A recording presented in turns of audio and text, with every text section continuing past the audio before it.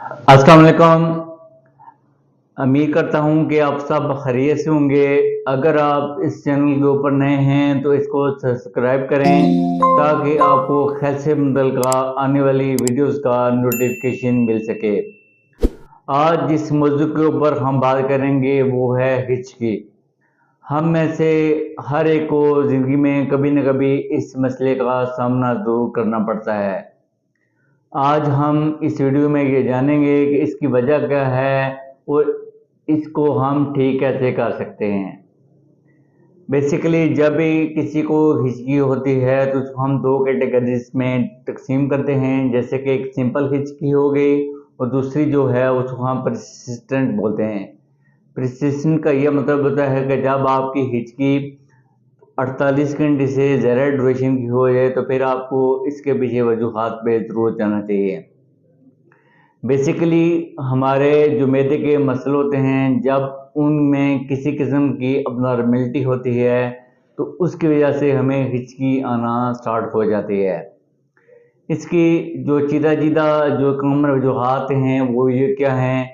ज़्यादा मुर्गन और मसालेदार ग़िज़ाओं का इस्तेमाल। दूसरा ये है कि पेट भर के ज़्यादा मिकदार में खाना खाना, और तीसरा ये है कि बहुत तेज़ी से खाना खाना। इसके बाद ये है कि स्मोकिंग और जो शराब नोशी है वो भी इसके ऊपर असरअंदाज होती है।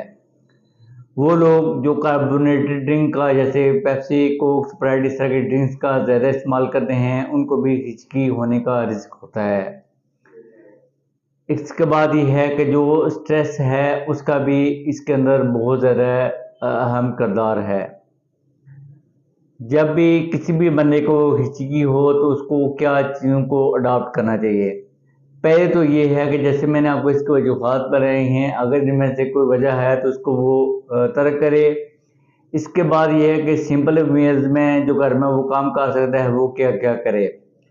सबसे कॉमन ये है कि उसको ये चाहिए कि पानी का मुनासिब मिकदार में इस्तेमाल करे। पानी के इस्तेमाल करने से भी अक्सर लोगों की है वो हिचकी है वो रुक जाती है।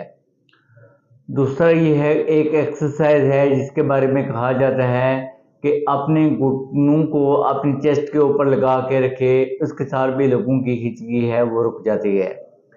लंबे लंबे सांस लेने के साथ भी इसको ख़त्म किया जा सकता है। इसके बाद ये है कि एक बंदा है उसको कहा जाता है कि वो अपने नोज़ और मुंह को बंद करके हवा को बाहर पुश करे, उसके साथ भी कुछ लोगों की हिचकी है वो ख़त्म हो जाती है। इसके बावजूद अगर किसी की हिचकी ख़त्म ना हो रही हो तो उसको ये चाहिए कि चीनी को चबाने के लिए भी इसके बारे में ये कहा जाता है कि ये भी इसमें मुआवन साबित होती है।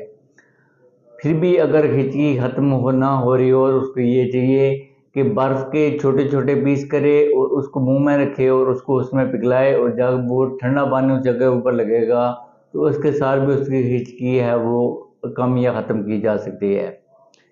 इसके बाद एक और तरीका है वो ये है कि जो ब्रेड के छोटे छोटे पीस करे और उसको वो चबाए। इसके साथ भी कुछ लोगों की जो हिचकी है वो ख़त्म हो जाती है। सिरके के इस्तेमाल के साथ भी इस हिचकी को ख़त्म किया जा सकता है। इसके अलावा अगर आप ठंडे पानी से गतारे करते हैं तो उसके साथ भी कुछ लोगों की हिचकी है वो ख़त्म हो जाती है।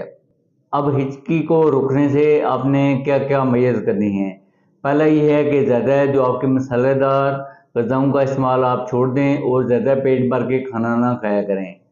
दूसरा ये है अगर कोई स्ट्रेस है तो उसकी स्ट्रेस की मैनेजमेंट ज़रूरी है। फिज़िकल एक्टिविटी के ऊपर आप ध्यान दें और ज़्यादा तेज़ खाना ना खाएं। स्मोकिंग को और शराब नोशी को आप तर्क कर दें।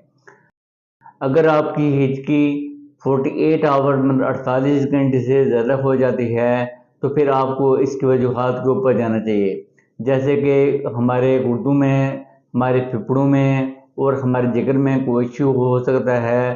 तो आपका मुआलिज इसके कुछ टेस्ट कराएगा और उसके मुताबिक आपको अद्वियात तजवीज़ करेगा। आजकल मार्केट में मुख्तलिफ़ किस्म की अद्वियात भी दस्तयाब होती हैं, क्योंकि कभी कभार इसकी कोई भी वजह में नहीं मिलती, तो इसमें ट्रीटमेंट के मुख्तलिफ़ ऑप्शन होते हैं जो कि यहाँ पे शो हो रहे हैं, तो आपका मरीज़ उसको ज़रूर देगा। शुक्रिया।